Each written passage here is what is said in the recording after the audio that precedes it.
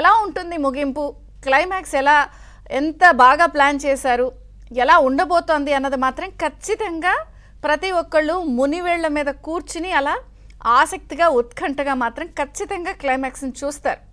Cinema అంతా ఒక ఎత్తు ఉంటుంది, క్లైమాక్స్ మాత్రం మరో ఎత్తు. ఇది కేవలం సినిమాకి వర్తించదు, ఏపీ పాలిటిక్స్కి కూడా ఖచ్చితంగా వర్తిస్తుంది. సో కౌంటింగ్ ప్రక్రియ తుది ఘట్టానికి వచ్చేసింది. సో క్లైమాక్స్ ఎలా ఉండబోతోంది అందరూ చాలా ఆసక్తిగా చూస్తున్నారు. ఎందుకంటే ప్రచారం ఒక ఎత్తు, షెడ్యూల్ ఒక ఎత్తు, నోటిఫికేషన్ ఒక ఎత్తు, తర్వాత పోలింగ్ ఒక ఎత్తు, ఇక కౌంటింగే క్లైమాక్స్.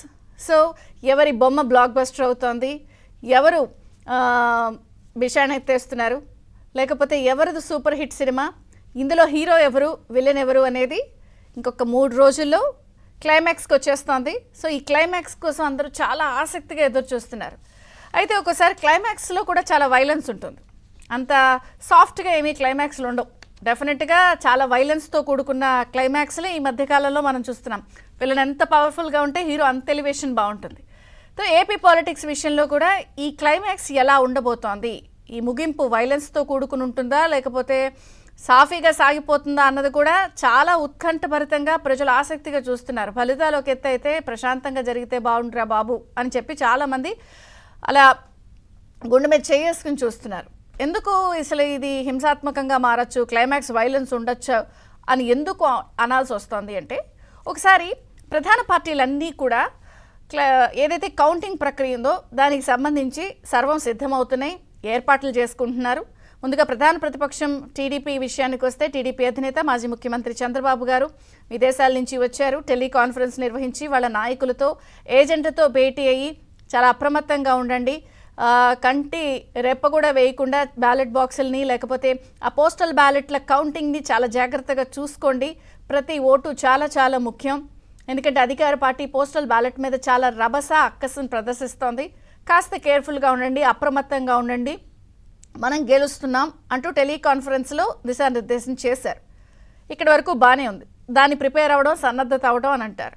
ఇక అధికార పార్టీ విషయానికి వస్తే, ఈరోజు ముఖ్యమంత్రి గారు ఆయన కూడా లండన్ వెళ్ళారు, స్వదేశానికి తిరిగి వస్తున్నారని అంటున్నారు.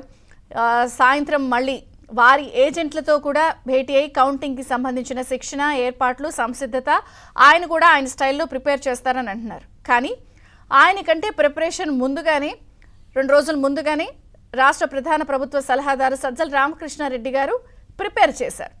ప్రిపేర్ చేయడం అంటే అలా ఇలా కాదు, నేను అంటున్నాను కదా, క్లైమాక్స్ కొంత వైలెన్స్తో కూడుకున్న అంశంతో ఉన్నట్టు ఆయన మాటలు కానీ ఆయన చెప్పిన దిశానిర్దేశం కానీ కొంత వైలెన్స్తో కూడుకున్న అంశం కిందే ఉంది. ఎందుకంటే మనం ఇక్కడ రూల్స్ ఫాలో అవ్వడానికి లేము, చాలా నోరేసుకుని పడిపోయే వాళ్ళు ఏజెంట్లుగా కూర్చోండి, అవతల పార్టీకి ఏం భయపడక్కర్లేదు, పూర్తి స్థాయిలో వెనక్కి తగ్గద్దు అంటూ కొంత అల్లర్ల నేపథ్యంగా చేసే స్టైల్లో ఆయన హింట్ ఇచ్చారు, దిశానిర్దేశం చేశారు. తీవ్ర స్థాయిలో దీన్ని ప్రధాన ప్రతిపక్షం, విపక్షాలు అందరూ తప్పుపట్టారు. అలాగే CEO Mukesh Kumar Meena, election commission chief Mukesh Kumar Meena ఈ అంశంపై చాలా సీరియస్గా స్పందించారు. ఆయన అల్లర్లు చేస్తే ఊరుకునేది లేదు, ఖచ్చితంగా అరెస్టులు ఉంటాయి, అసలు దీన్ని మేము సీరియస్గా తీసుకుంటున్నాము, ఇలాంటివి అసలు కుదరదని చెప్పి ఆయన కూడా చాలా గట్టి వార్నింగ్ స్టైల్లోనే స్టేట్మెంట్ ఇచ్చారు. అరెస్ట్ చేసి జైలుకి పంపుతాము, 3 అంచెల భద్రత ఉంటుంది, పోలింగ్ కేంద్రాల దగ్గర ఎవరైనా గొడవలు చేయాలని చూస్తే మాత్రం ఊరుకునేది లేదు, సో ఖచ్చితంగా గుంపు కూడకూడదు, గుంపులుగా ఉండకూడదు, గొడవలు చేస్తే మాత్రం పరిణామాలు తీవ్రంగా ఉంటాయి. పారామిలిటరీ బలగాలు, కేంద్ర బలగాలు, CRPF దళాలు అందరూ కూడా చాలా గట్టిగా చూస్తారు. 144 సెక్షన్ అమల్లో ఉంటుంది. అలాగే మద్యం కానీ ర్యాలీలు కానీ చేయడానికి ఏం లేదని ఆయన చెప్పారు. కానీ అధికార పార్టీ నాయకుల తీరు, శైలి చూస్తే కొంత పోస్టల్ బ్యాలెట్ల మీద వాళ్ళు మొదటి నుంచి కూడా కొంత గొడవగానే ఉన్నారు. ఎందుకంటే ఉమ్మడి ఆంధ్రప్రదేశ్లో కానీ, విభజిత ఆంధ్రప్రదేశ్లో కానీ, యావత్ దేశంలో కానీ రికార్డు స్థాయిలో పోస్టల్ బ్యాలెట్ రికార్డ్ అవ్వడం 5,40,000 అంటే దాదాపుగా 5.5 లక్షలు అంటే అది మామూలు విషయం కాదు. అది తమకు వ్యతిరేకంగా ఉందనే అవకాశం ఉందనేది గట్టిగా భావిస్తున్న నేపథ్యంలో వాళ్ళు ఎలక్షన్ కమిషన్ మీద సీరియస్ అయ్యారు, లంచ్ మోషన్ పిటిషన్ వేసి హైకోర్టుకు వెళ్ళారు. సరే, అది ఏం జరుగుతుందనేది చూడాలి. కానీ రాష్ట్ర ఎలక్షన్ కమిషన్ ఏదైతే తీసుకున్న నిర్ణయాన్ని కేంద్ర ఎలక్షన్ కమిషన్ సమర్థించింది.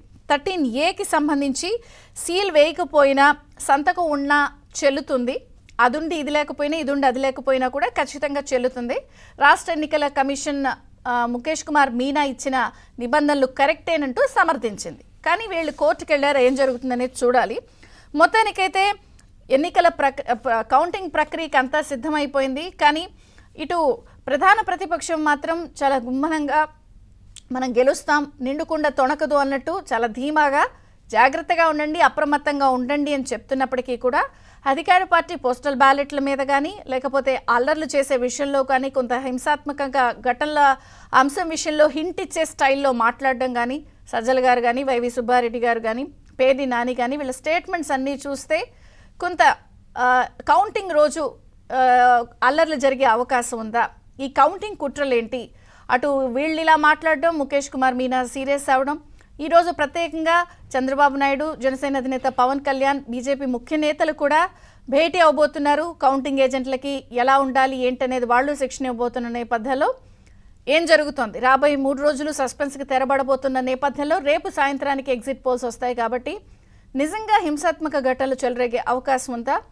అధికార పార్టీ ఎందుకు ఈ స్థాయిలో ఏజెంట్లకి దిశానిర్దేశం చేసింది, ఎందుకు ఈ స్థాయిలో నూరు పోస్తోంది, దీని వెనుకున్న ఉద్దేశం ఏంటి, ఓటమి భయంతోనే ఇలా చేస్తున్నారా, ఈ కౌంటింగ్ కుట్రల వెనుకున్న మతలబేంటి అన్ని చర్చిద్దాం. చిన్న విరామం తర్వాత ఈ అంశాలన్నిటిపై